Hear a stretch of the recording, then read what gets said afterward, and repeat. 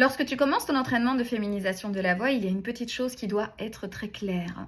Et c'est effectivement que tu as une relation propre, unique, authentique et irremplaçable avec ta propre féminité.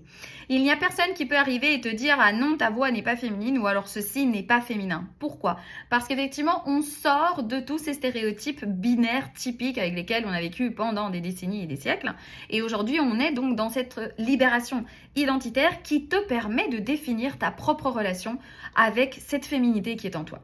Qu'est-ce que ça veut dire tout ce charabia ? Ça veut dire qu'effectivement, lorsque tu vas féminiser ta voix, tu peux effectivement aller dans le sens binaire et te dire ou me dire à moi, Mariella, je veux absolument féminiser ma voix de façon stéréotypée, etc., hyper féminisée, hyper aiguë, etc. Bien sûr que tu peux faire ça, mais tu peux aussi ouvrir la porte d'une certaine façon, où tu peux coupler les deux, donc à avoir une voix qui soit beaucoup plus basée sur ta personnalité et sur ton propre concept de féminité. Ceci équivaut à dire que finalement, tu peux libérer ta féminité d'une façon hyper naturelle et d'une façon hyper propre, sans devoir pour autant toujours devoir te baser sur ces stéréotypes féminins. C'est ce que j'appelle la libération de la voix et c'est ce que je pratique tous les jours dans mon entraînement de féminisation de la voix. Si tu as des questions à ce sujet, écris-moi.